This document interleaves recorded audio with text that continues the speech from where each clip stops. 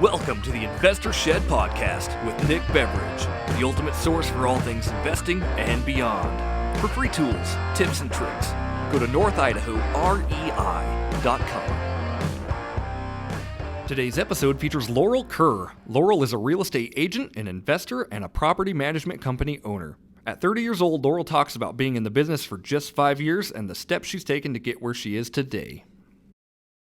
Leave you to it. Recording. Laurel Kerr. Am I saying that right? Correct. Yep. Laurel. Nick Beveridge. Laurel Kerr. Or do you prefer Fletchinger? Flerschinger. Close enough. Nick Beveridge. Laurel Kerr. Did I say that Laurel. Laurel. Do you have to correct people all the time and say no? It's Laurel with an L at the end. Just old people who can't hear. Yeah, it's okay. All right. Well, thanks for coming. Yes. So you are a little rock star, aren't you? No, but I'm trying to be. I'm trying to be the Nick and JT of Keller Williams. You don't want to be me. I can't stay focused. Well. You look like you're focusing on something huge over there, though. And what I mean by that is she has an office right next to mine. You have a property management company. You're building houses. You got rentals. What in the heck is going on? Yeah. How'd you get started? We talked about this a little earlier today, but my first, I guess I got started because I'm super lucky and my parents had rentals. Uh-huh. And I just saw the value of that. And so my first house I bought was a duplex, and I remodeled it was pretty terrible. Actually, it was like on a dirt road. And was it here in the Coeur d'Alene area? It was like the only dirt road in town. Okay. That's a private road. And like my car, because my car would bottom out when the potholes, like they would just get so big. But yeah, so I redid the side I was moving into, like asked him to move out. Well, actually, when I bought it, I had, like, the day I signed, I was in the hospital because I'd actually gotten into a big car accident. Oh, really? And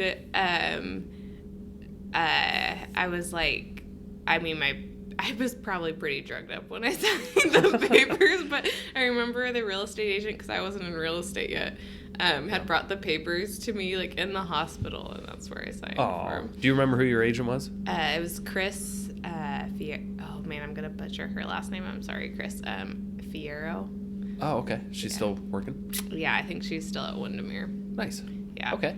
So how old were you at the time? 24. You were 24 and you bought a duplex, and did you have to put a lot of money down? Do you remember?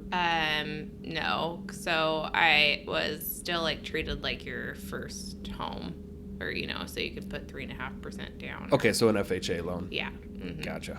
Mm-hmm. So, wow. So your parents kind of encouraged you to go that route?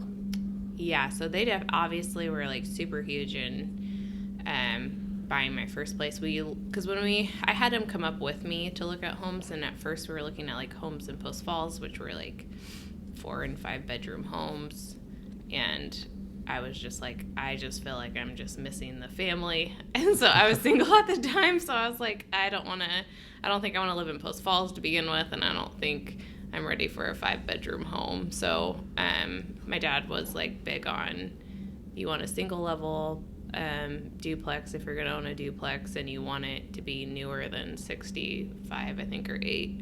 Okay. So why is that? Do you know? He said then your plumbing and electrical is usually good, and you won't have to replace any of it. So. Yeah, that's a good point. Okay. Do you remember how much this duplex was at the time? Yeah, it was $164, and I was thinking I was like, oh, I paid too much for it. Way too much. Wait, so what year? You're 30 now, or how old are you? Yeah, I'm 30. 30. Okay, so 6 years ago, so 2014-ish is when you paid $160 something for a duplex. That's pretty good. Yeah, it was pretty good. Is it a 2-bedroom duplex or? 2-bedroom, 1 bath on the side I moved into, and 3-bedroom, 2 bath on the other side. So they had there's 2 garages in the middle, and the previous owners had converted the garage into another bedroom and bathroom. Okay. Do you still have? Well. Do you still? Yeah, I still have it, and in fact, this year we finally asked the other side to leave and completely redid that side too. Okay.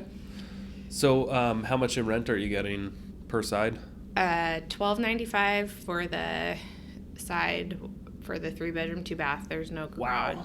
and then. So wait, well, what was your payment in the first place?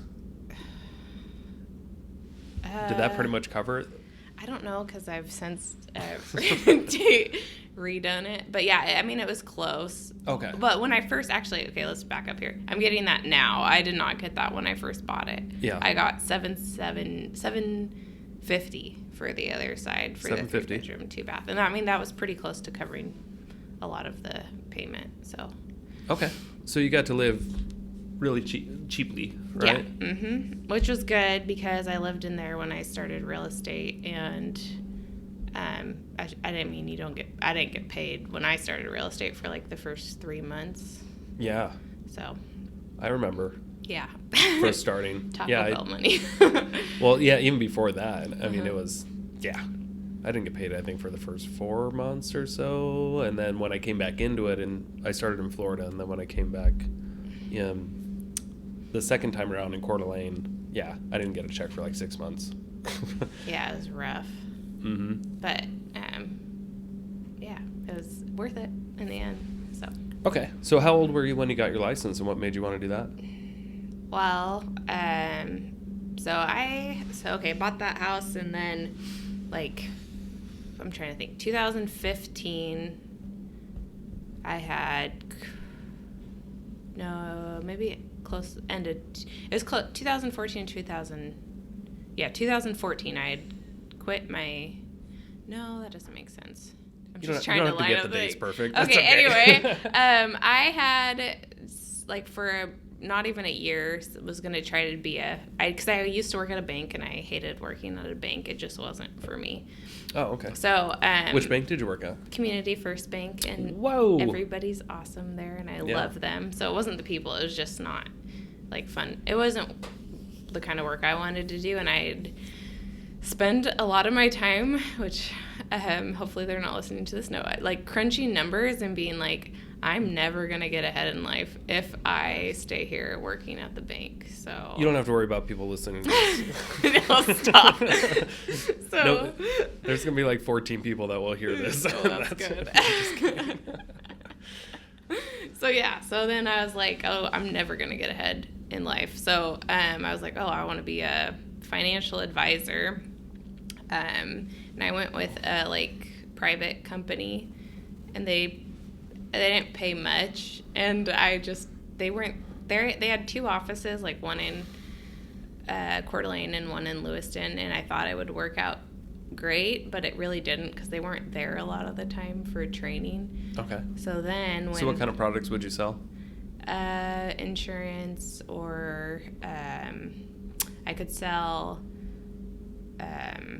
I look like I know nothing now. It's been a while. I had a Series 65, so I could sell money manager holdings to people's retirement accounts, and I could also, but in any insurance products, I had my insurance license. But so then, anyways, didn't have any guidance. So then I just said, okay. I was talking to my mom, and she's like, well, you could do real estate part time. Uh-huh. And I was like, oh, okay. Yeah, I'm interested in real estate. So got my real estate license, and quickly realized that I would not be successful in real estate, just like I wasn't being that successful in financial advising if I didn't have somebody to teach me. Okay. So gotcha.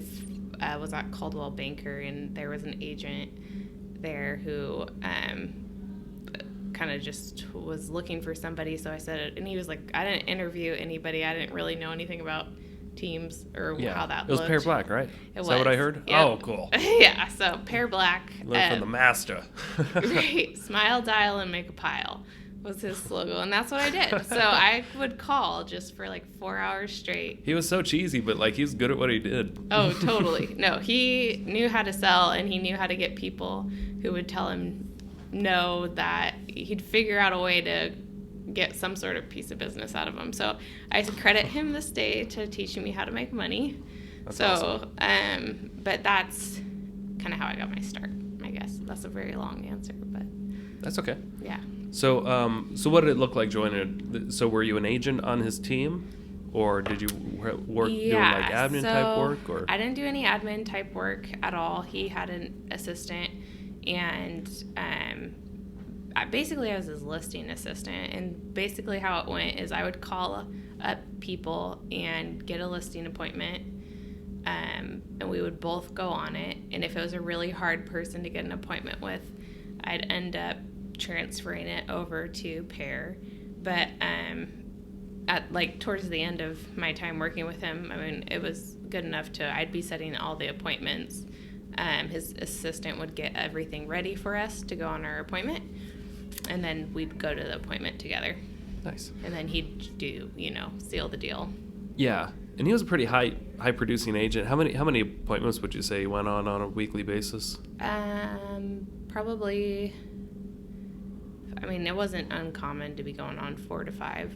That's okay. That's pretty Yeah, good. so So you we- got a lot of experience dealing with sellers. Yeah, I got a ton of experience. And in fact, I only did 2 buyers out of like the 40-something transactions we did together the first year. So Wow. it was a lot of experience with sellers. Mm-hmm. Okay. So what did you do next? So why did you decide to come to Keller Williams? Well, I felt like there was some I just felt like there were some things that could have been done better on like customer service side. So I thought, I'll quit and kind of start doing my own thing. So originally I thought maybe going to another team, because I knew that I wouldn't get paid out exactly if I left on the deals we had going. So Yeah. I thought so I joined the RMG team. Do you know Reed? Oh, you did? Yeah. Okay, And cool. I was with them for a couple months, and they're great people, but the way they had it set up, like with the listing agent thing, I was just like, I felt like I was working really hard for, doing all the work that I had and skills that I had used from my Pear days. So I didn't really feel like the value was there, I Did guess. you feel like you were working at a call center sometimes? Probably for like 3 years, yeah. But it was Oh, worth with Pear it. as well, yeah. Yeah, I mean, because then when I went on my own, that's exactly what I did. Is I just called people, and I remember Josh Adams, because my office was kind of out, or cubicle was kind of outside of his office, and when I first got to going as a single agent, and I remember he probably meant the best, but he's like, "Oh, like that's all you're doing is real estate," and I was like, yeah, like this is it. What do you mean by that? I'm sure. I think he was like, you're not trying to do anything else for a second source of income, Okay. getting started. But I was like, no, like I've been doing it. At that point, I'd been doing it for over a year or so, and I knew I could be successful at it. So I was like, no. And then afterwards, I'm always like my goal in life is to try to beat Josh Adams. But Yeah. no, he's a really good friend though. So Yeah. Well, you're pretty well organized, right? like my office or just I other mean, in things? general, with your database and like. I could be a lot better, Okay. because that's probably my weakness. Is I am not an organized person. Like my assistant keeps me very organized and runs all that. So like she's probably hates me, but I make sure like we have a structure in place, and then she makes sure it gets done. Well, yeah. I mean, you don't have to be the one organizing things. Yeah. But if you have someone filling that wheelhouse, that I think. I mean, no offense to Josh Adams, awesome what he does, but as far as I know, he keeps everything in his head. Yeah. Well, and I'm like complete Database opposite, and all. which isn't good. I'm trying to be better about switching it, but like getting started, I didn't do anybody's transactions that I knew. like all of mine, and even the majority of mine well, I guess now I get more repeat customers now, but like getting started for the first 3 years, it wasn't anybody I knew or anybody who was referred to me. Yeah. Yeah. So you had to do a lot of prospecting. Oh yeah, like you said, call center, that was me. I was Yeah. the call center. I remember those days. Yeah. Yeah. Okay. So what other than the duplex, do you have any other investments, or have you bought, or you did build, I know you built a house. Yeah, I bought another duplex in 2016. Okay. And So a couple of years later. Yep, a couple of years later. And then Did you move into that one as well? Nope, I didn't. Probably should have, but I didn't. So I just so I bought that one, and then like I really didn't do anything until I felt like I've always been like reading investment stuff, but I really didn't do anything until 2018. Okay. And that's when I really kind of, and part of the problem was, and I know this shouldn't be like an inhibiting factor, there's ways around it, but like getting started in real estate, I wasn't making that much money. Uh-huh. So I didn't have a lot of money to play with either. Well, how'd you buy that second duplex? Well, I did have like the income. So the first income with Pear, I did make like a decent salary that year. So I mean, I made good money my first year in real estate. I mean, not crazy amounts, but I mean enough to secure a loan for that place. But did you have to put much down? No, I didn't, because it was a private lender. Oh, cool. Okay. Yeah. So so was it like an off-market duplex, good deal? It was. So, and I thought it was too much at the time. It was $228 in 2016. I know. Yeah, I know. What? Because right now duplexes are going for like $350. Yeah. Ish. Yeah. Now I'm like, gosh, I should have quit. Like being like, oh, like that was one of the ones I like went to the signing table. I was like, I don't know if I felt good about it, but it was fine. So you signed on it anyway, not sure if you felt right about it? No, I just felt, yeah, totally. I mean, I just felt like, if you're doing something where you're risking a little bit, you're probably not going to feel 110% all the time about it. Okay. So you bought that one 4 years ago with private funds? Mm-hmm. Do you still have that same private fund note in place? Yeah. Okay. Yep. So that one's still there, and that was like 30 years. So it's a 30-year private note. Yeah. Wow. Yeah, that worked out nice. Is that family member loan? Or is it somebody else? No, it is. It actually was a family member loan. So okay. I was lucky with that one. Cool. Yeah, and then so family member loan on that one, and then for 2 years or whatever, just really worked on making money in real estate and saving, and then 2018 is when I went to like my first real estate seminar. And it was Greg Penio's, and I was so like cheap because I was trying to save as much money. Like they're like had this seminar, and I got a discounted rate, and they were supposed to stay at the hotel, but I was like, oh, that hotel's way too expensive. Like was gonna stay like, I don't know, at like a cheap hotel down the road, and even like went over there with Zach Jones and some of the people that work with him, and I ended up sharing a room with Shannon Burmeister because she was over there too, and so we split the cost of the room, and I could justify that. And then but that was awesome. It was about negotiations, and it wasn't in the seminar that I got like some good advice. It was afterwards, like people went out to have drinks and I started talking to the people who had been there and done that, and they're like, why aren't you taking equity, instead of like trying to save up as much as you can, why aren't you taking equity out of your places that you have equity, like your investments? And I was like, oh, like didn't even think about it.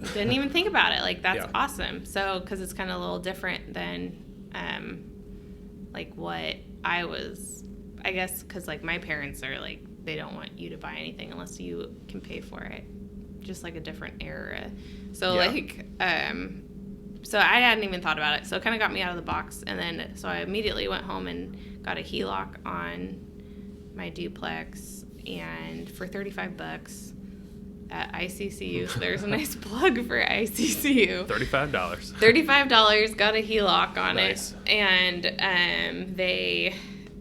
and then I went around, or was looking for a deal, like just, now I had my eyes open, I guess, for more than just real estate transactions. Okay.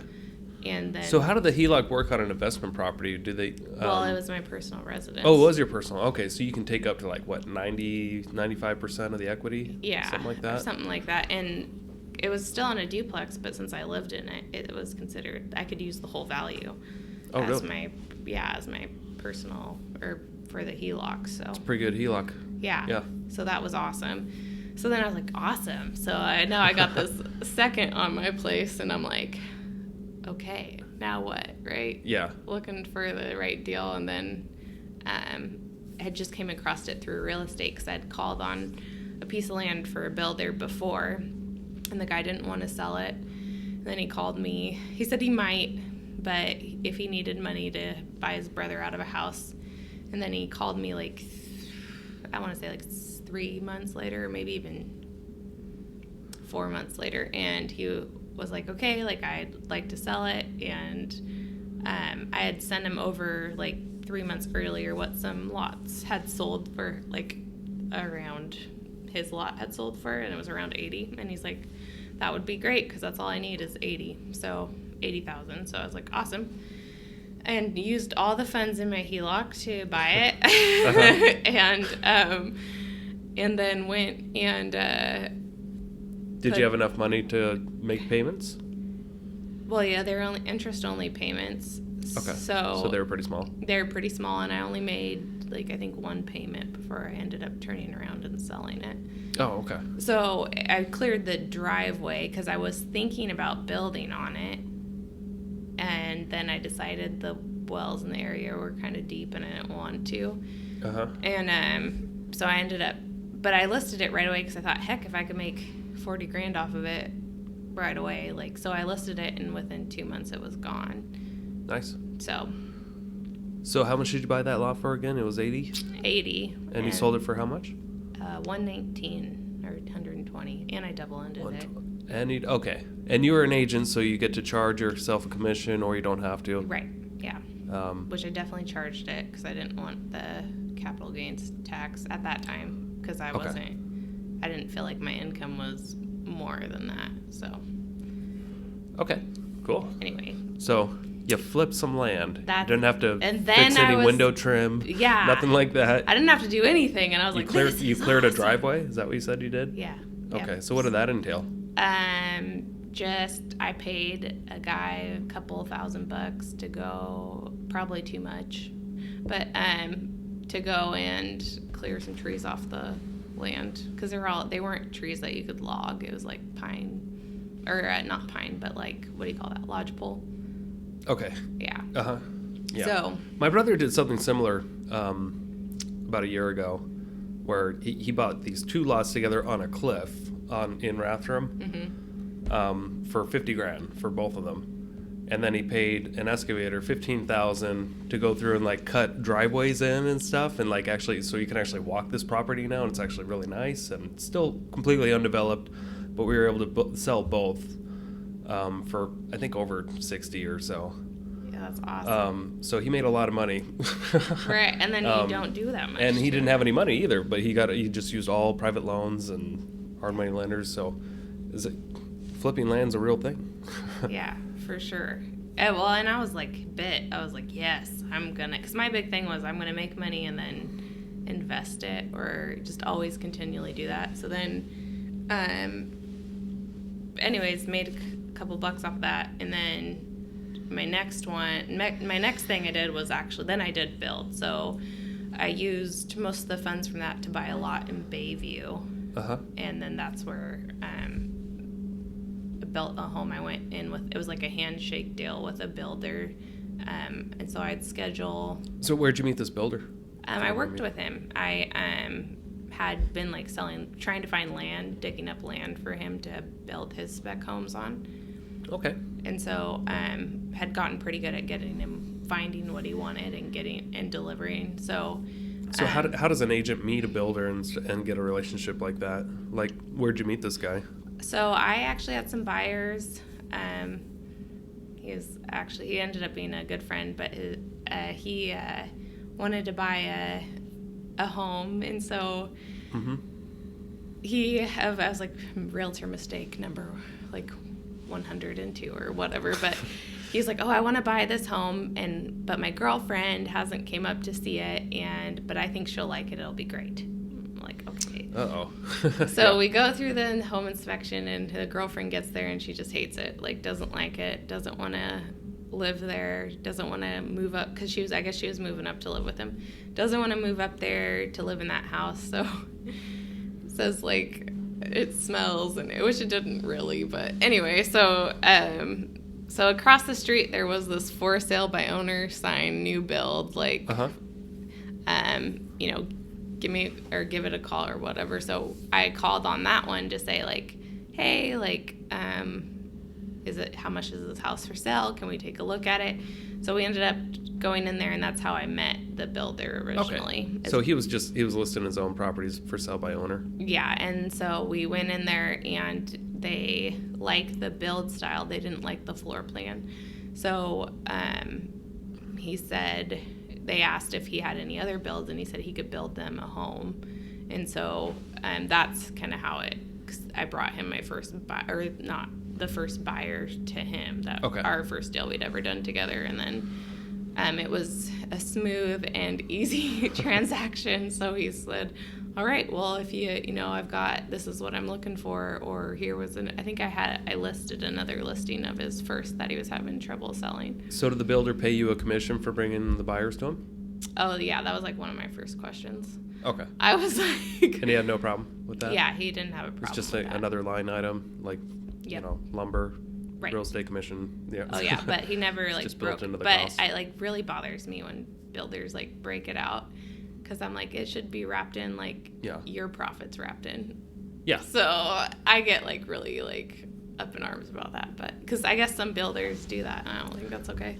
Well, yeah, some builders, I mean, they'll tack on 40% in profits, which is, it's whatever they want to get paid, and it's all about whatever their quality is, and what if somebody's willing to pay whatever. Also, the house has to appraise, but yeah, it's good that you asked for the commission up front. Oh yeah, before we even like left, I was like, okay, like you're gonna pay me my commission, pretty much. And he's like, yep.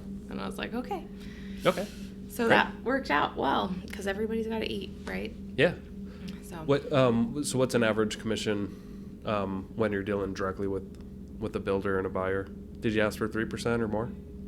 I asked for 3. I probably should ask for more. Okay. But so he kind of got away with not having to pay another 3. Yeah, he totally did. So that's why he was probably happy with it. Yeah.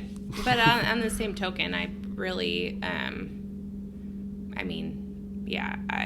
he did. I mean, it did turn into more business, so I guess that's good. But then, actually, I quit working for that builder because I was like, I was spending so much time on his, projects, doing like, and I'd get paid a little bit, but like doing stuff that a real estate agent really isn't like meant to be doing, like turning in septic permits and oh gosh, yeah.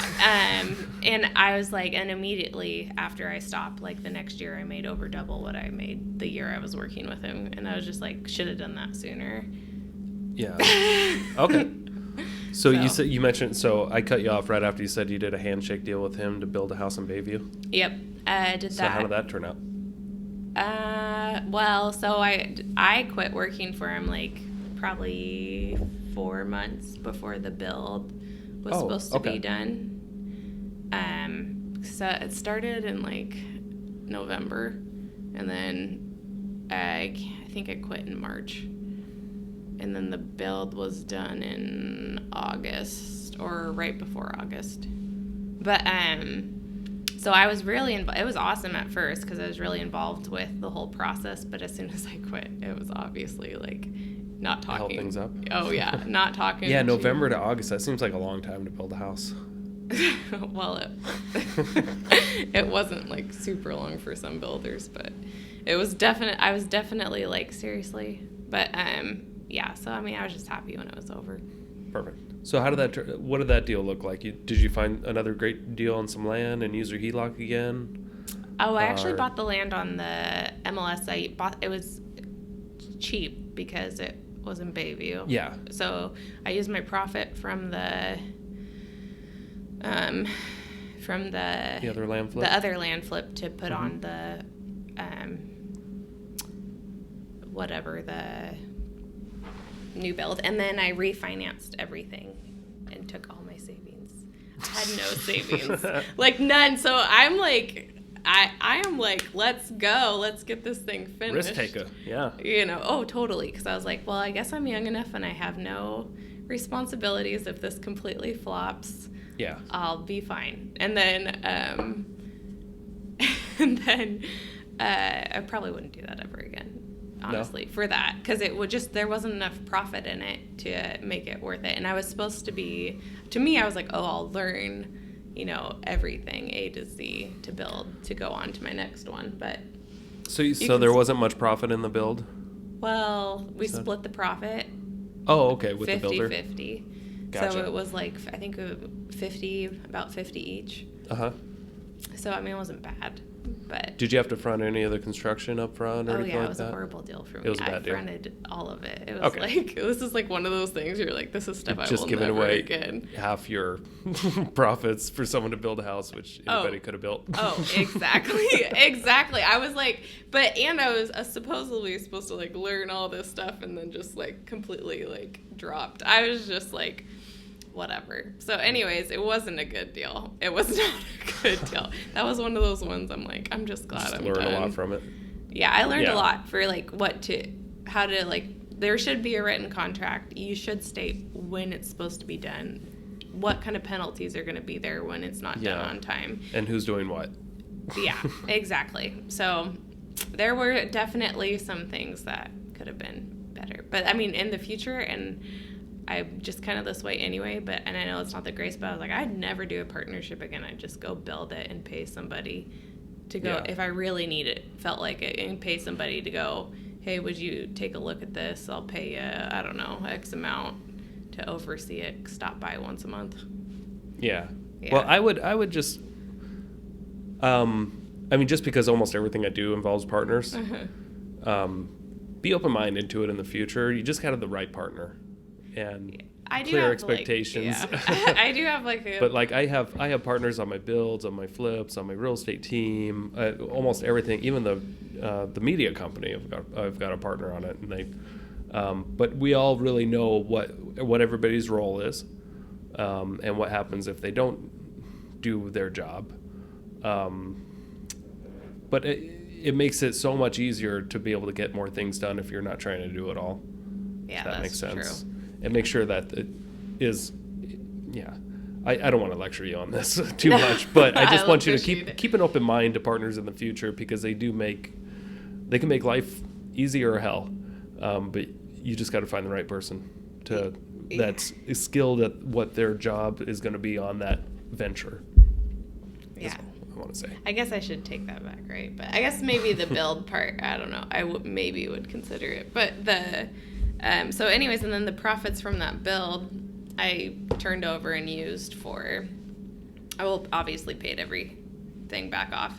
And then took the profits from the build to put as a down payment for the property management company that I bought like right after it closed, pretty Yeah. much. So were you looking for a property management company at the time? I was. Okay. So I had thought it would be really nice to have there would be opportunities within the property management company for real estate, like to list them, or maybe some tenants want to buy. Yeah. And then I also thought it'd be awesome to have that income that comes in steadily, even if it's not a lot, just to have that come in steady, because it's real estate, as you know, it's not Yeah. steady. It Commissions can are be, not steady. but yeah. They're just not, no matter how much you work. Yeah. But yeah, rental income can be pretty steady. Can be. Where'd you find this management company?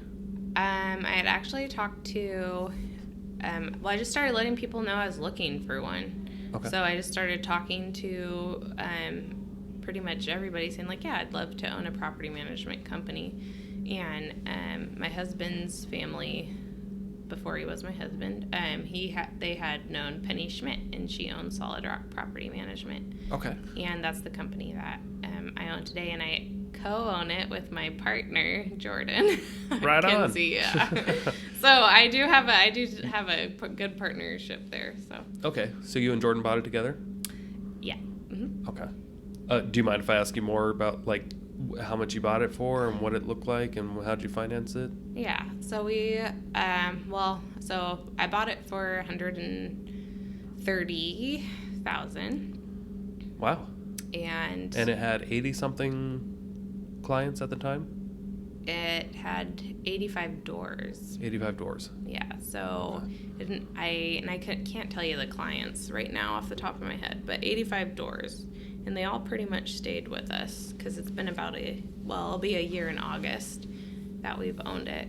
So, and they've all pretty much stayed with us, and in fact, we've grown it to like 115 or 120 doors.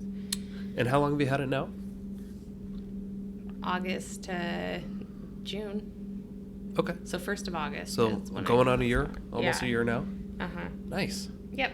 And you've been able to grow it by over 20%? And the crazy part is it's like been by word of mouth. All word of mouth. Okay. You're not marketing anywhere? Like maybe on Facebook. Does that count? And I thought Penny was like, she's so sweet and like such a good person. I think that's really like why we've done so well, and we've gotten referrals from her and from people who have just been like, I used to rent from Penny and I loved renting from her. She was awesome, and now I have this house and I want to rent it out, and so they came to us. And I didn't take for granted the goodwill, because how do you put a value on goodwill in a company? Yeah. So it was, that was one thing that was super surprising to me, is just there was a ton of goodwill just a really great reputation that we're just trying really hard to make sure it keeps going that way. Yeah. Okay. Mm-hmm. Awesome. So how'd you come up with 130,000? So I put down whatever I made from Waller Road, and then Penny. Is that your new build flip? Yeah, the new build flip. Okay, so you just keep rolling your investments into new ventures. I'm the brokest Nice person, because that's totally what I do. I can't help myself. I'm like, I think that's really smart. I mean, you didn't just go take your team to Mexico with all the cash. Oh my gosh, yeah, my awesome. team wants that. They deserve it. Yeah, right. That wasn't all your cash, but to Mexico.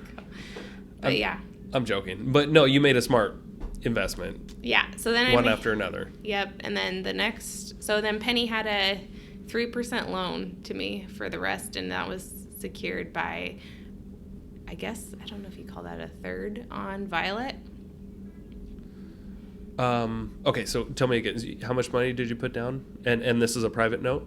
Yeah, it's a private note. I put down, this is where it gets a little sticky. So I put down 30 first because she didn't want any more than that year. Okay. And then after that, for tax reasons? Yeah, for tax reasons, which was fine with me. And then a 3% loan on the rest, which didn't accrue, I think, until like a month after that or something. But started accruing interest until like a month after that. And then I paid, let's see here, another 40 down then at the beginning of the year. Oh, okay. So you got a total of 70,000 in of your own money into it? A little bit more now, because every profit check I get from it, I just pay toward. I don't take any profit from it yet. Now. Yeah, okay. So it's almost paid off. It'll be paid off in November, I think. Okay. Yeah. So your partner, Jordan, do you mind telling a little bit about how's that structured? Like, did she help bring in some of the money, or is she doing a lot of the work? So Jordan does everything. I help. Jordan didn't know a lot about property. She didn't know anything, actually, about property management. But she's super quick learner, and she picked it up easy. So I went with her first couple walkthroughs, and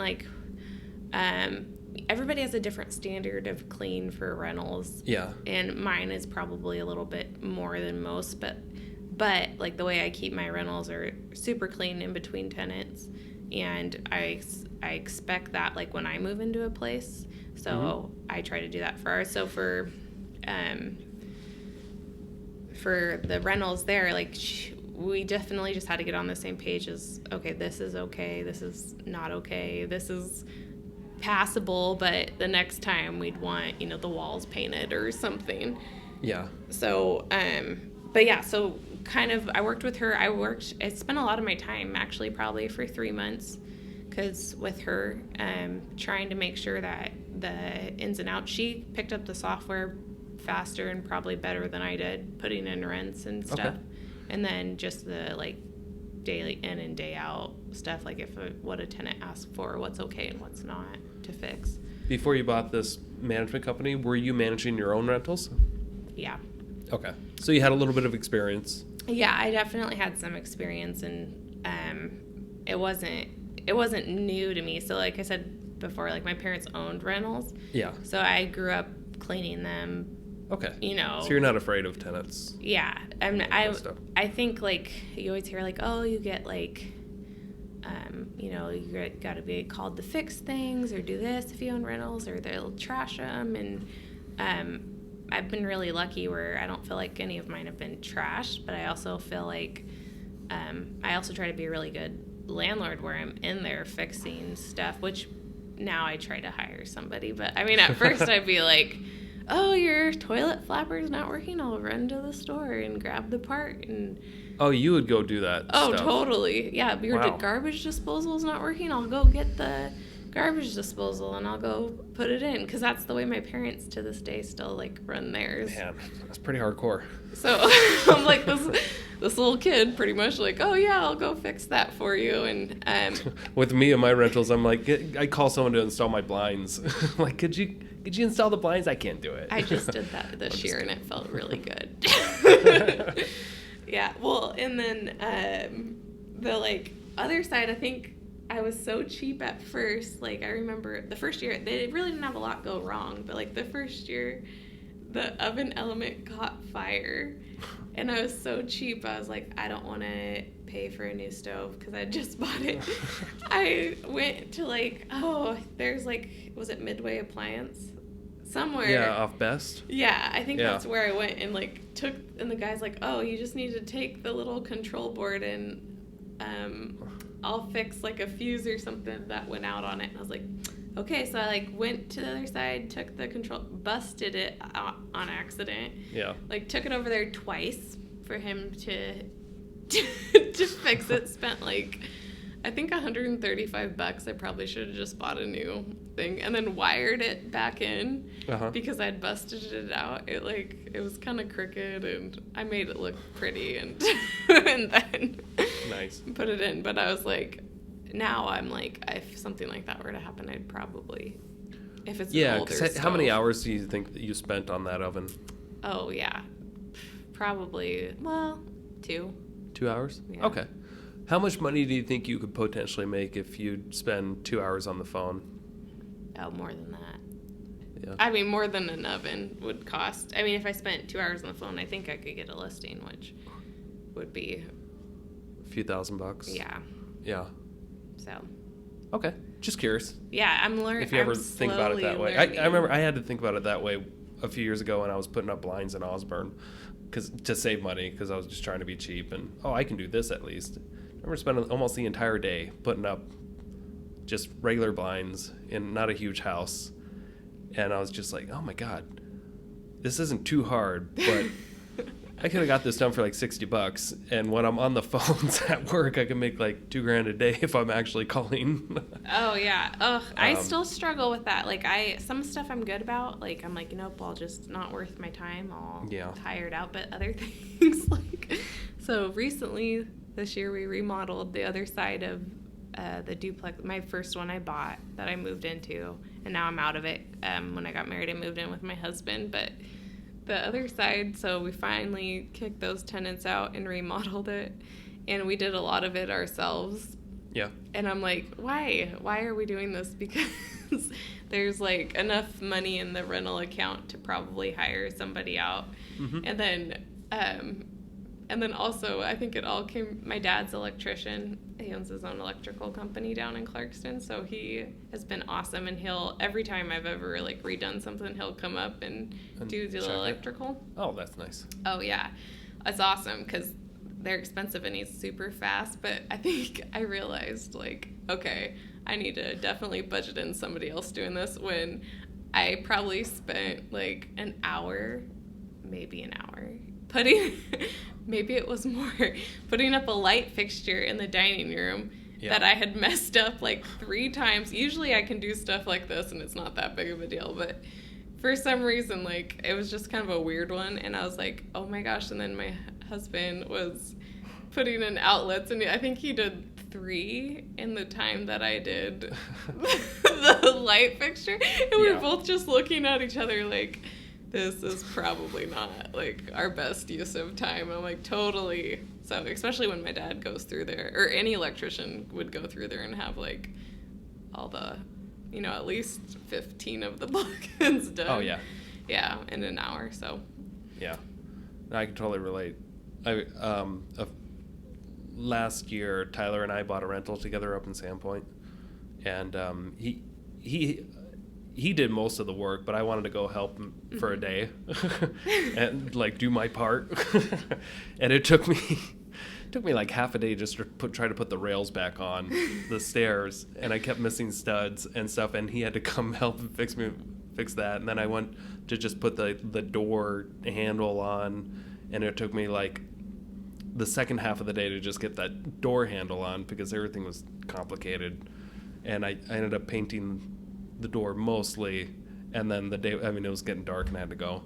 It was such a waste. I know. Like, I could have hired someone $14 an hour. He could have got all that done in 1 hour.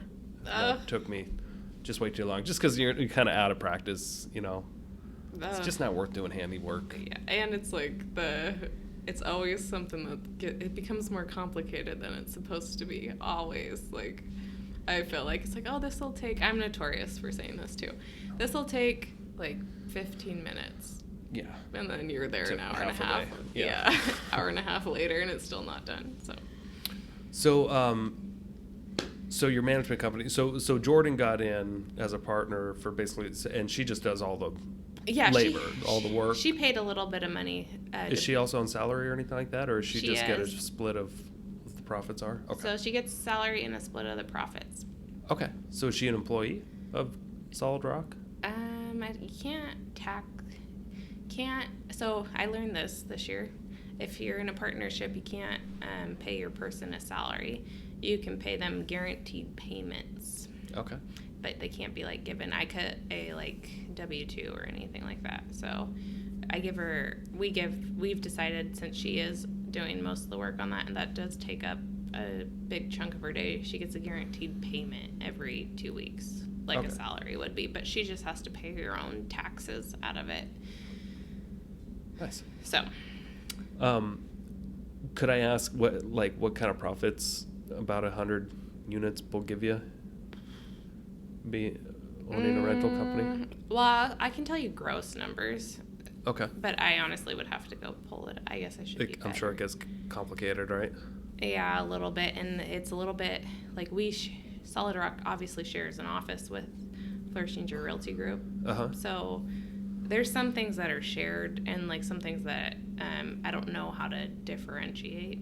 Yeah. So, but like gross numbers when we bought it, I think it was $7,500 a month is gross management fees. Okay. And now we're at like $9,300, I think. Okay. So it changes every month. So that's why I'm like, yeah. Because depending on it, because if we don't charge a fee if they're vacant. Yeah. If you're not getting paid, we're not getting paid. And then we charge like a one-time setup fee. I mean, there are some property managers. You could make a ton of money, I think, charging a ton of little fees. Yeah. But we don't. I don't know if that's necessarily a good or bad thing, but we charge a one-time setup fee for our new properties. Yeah. And then after that, it's just your management fee. Okay. And then, so it fluctuates pretty much every month depending on how many new properties we took on. But we definitely have taken on a new property at least once a month. Oh, wow. Okay. Yeah, since we bought it. And how much in fees do you charge? Is it the same for everybody? It's not. It totally depends because there's Airbnb, like we manage some Airbnbs. Oh, okay. And we probably won't That's do unique. anymore. Yeah. So Yeah, don't get any ideas. Yeah. Yeah, that seems pretty labor intensive. It's definitely. Because I've got a couple Airbnbs and Yeah. you're like, yeah, sure, go ahead. Yeah, no. So one of our owners who we manage a bunch of properties for, he was like, I really want to do an Airbnb with our new purchase. And so we were like, would you manage it? And basically, because he's such a good. Yeah, we'll give it a shot. Yeah, we'll give it. Like we were up front. We're like, we don't know what to charge you. We don't know what to do. This number is gonna change. Like it might change. We might have to charge you way more. So I know a company in town. They charge like 35%. Yeah, something isn't like that nuts? I don't. Plus whatever else they want to charge. Yeah, I think. and it's just like crazy. So we probably are done with Airbnbs just because I don't. It is super time intensive, and unless you can, you get somebody really good to leverage it out to. Yeah. Then I think you're kind of in a little bit of trouble because they do take a lot of time.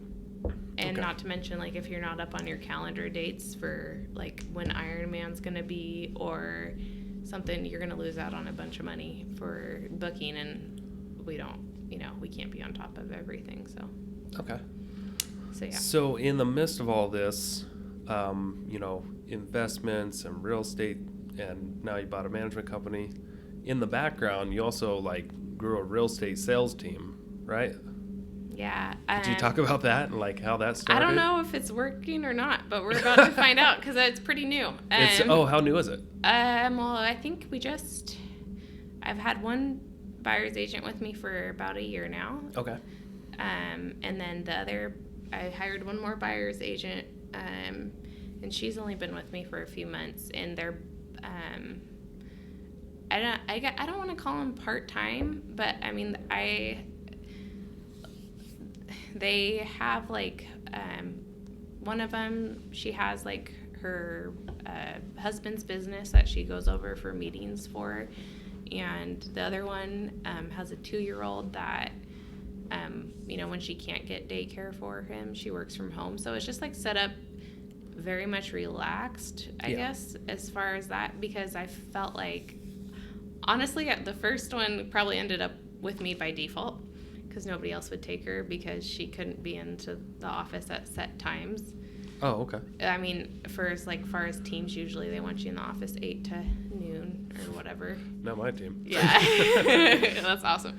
But so she joined, and she was just like, I've got other stuff going on. And I was like, that's fine. That's great. Like, because the cool thing about real estate is your actions are going to equal your paycheck. So whether you're in the office with me or you're out and about or at home, doesn't matter to me. If you do the XYZ, you'll get paid, and if you don't, you won't. So Okay. So yeah. So it's still pretty new. You got a couple of agents with you, and you're doing all the listings still? I let my agents do the listings if they wanted to. Oh, okay. So like we each have our own. Do you hand off a lot of like your good clients, or do you hold on to some of yours? So all my repeat business I pretty much keep for me, and then for like if I'm gonna be out of town or don't want to work on the weekend, which happens a lot, I really don't like. I used to work every single weekend, prospecting and showing homes, and I just don't want to do that anymore. So then I'll hand the clients off, and then that's theirs. Okay. So, but yeah, so everybody kind of does their own business, and then if there's something that I don't have the time for, or I'm just like, I'd rather not work this weekend. I'd rather spend it with my family. Then I hand it off. Okay. So, do you follow any kind of model for your team? No. No. Because this is completely uncharted territory. I don't know. I should. I have an assistant which is actually Jordan. So Jordan does that for me. So she also manages your team too? Yeah, she's like super busy. I don't think she's ever had a day she's been like, I have nothing to do. Yeah, and we our offices are right next to each other, and it's so funny. I always see Jordan working. She's just always in the corner, head down, always working. Yeah, she's it's insane. Like, yeah, she's just Wonder hardest Woman. working Woman in real estate. Yeah, she's the Pear Black of. Yeah, and she has her license, so now she's like done some deals too. So really? Cool. She's like getting up and running. It's really exciting to see like what she's doing. And now recently, like, she's been like really good on just like random. At first, when I first hired her, she did a lot of random stuff for me. Yeah. And now she's kind of more in a structured job, but like. I think I was still building Waller. She did like new construction cleanup with me. Yeah. Yeah, she's like super great. Oh, that's funny. Well, that's like Jeremy with me. Like when we first started the media company, like I had just bought a cabin that I was going to do an Airbnb on, and when we didn't have shoots that day, which was just about every day, he'd come help me like paint it and get it ready and put furniture together. That's awesome. But yeah, there's always something to do when you're, when you got properties to work on, and yeah, you can always fill the gaps. Yeah, or work on marketing or. Yeah, and she's just like awesome. She'll be super successful because she's just getting started, and so we'll see how long she stays doing what she's doing. She might be on to bigger and better things. Oh, that's not fair. Yeah. Oh, hopefully with me, right? But hopefully, she can, because we do plan on growing. We hired another person for Solid Rock to help. Yeah. So, for her, it's kind of like whatever direction she wants to go, and then we'll make it happen. Yeah. So. That's the interesting thing about like if you're in real estate sales investment teams versus, or like if you're investing time and energy into growing this team of people that are going to help bring in income to the business, and you're helping them, and you're educating them and training them, and then they get up and they're, and then maybe they might just go someday. But it's interesting when you buy real estate or like a house or duplex, you can get it quote unquote like trained up, fixed up, trained for a renter. They're not going to leave you one day for Greg Link's team. your duplex. Your duplex just stays. It's very stable. It's titled in your name. Yeah. Yeah. It's just funny to see the differences in businesses. Some you can just put a lot of energy into it, give it all your all, and it could all without your, they could just collapse overnight. But it's not that way with houses. Yeah, they're not going, especially if you have insurance on them, right? Even if they burn down, you're even still if going to be okay. They have life insurance if they die. Yeah, pretty much.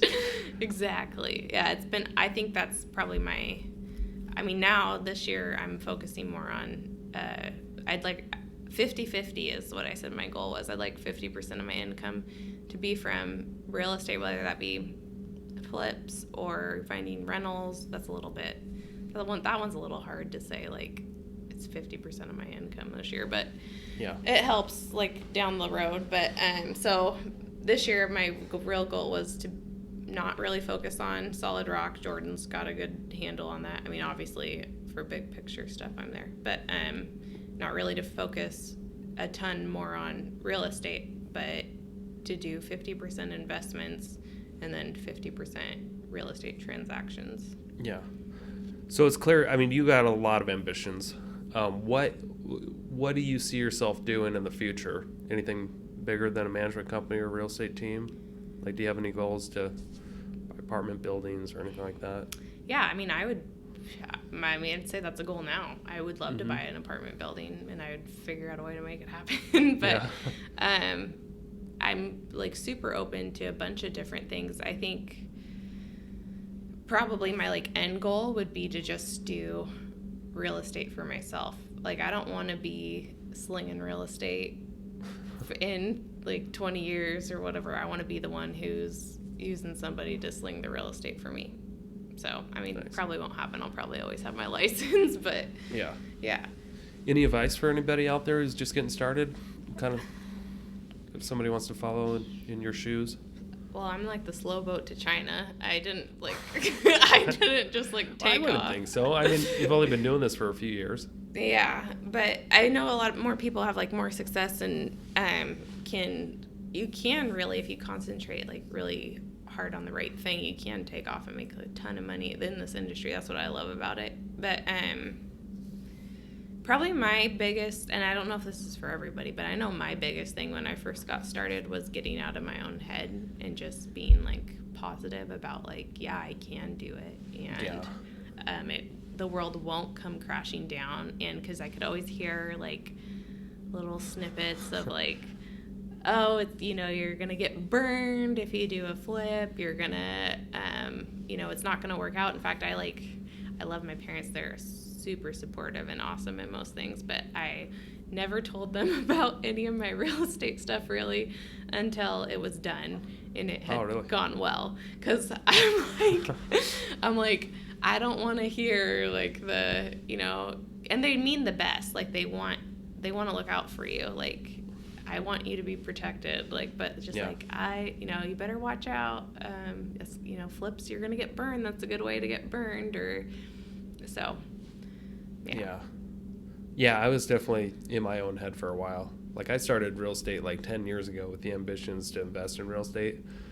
And I let the first 4 years go by without doing anything other than just helping investors buy great deals. So I can understand being in your own head. Yeah, well, that's kind of what started it, right? You're like helping all these people. I don't know about for you. I had to have been kind of the same for you. I'm like helping all these people. I'm like, Joe Blow can do it. I can do it. Yeah. I mean, but I was, had a lot of self-esteem issues. Still do. I think we all do. Yeah. Yeah. Cool. Any other advice for anybody other than get out of your own head? I'd just say keep learning because I'm still learning. I don't know half of it. I mean, there's just so much more to learn about it. Like, I feel like you can go so many directions in real estate. So I guess, and you don't necessarily have to find just one path, but just to keep learning and yeah, that's about it. Just keep learning. Don't stop. Yeah. Yeah. Learning. All right, cool. Well, thank you, Laurel.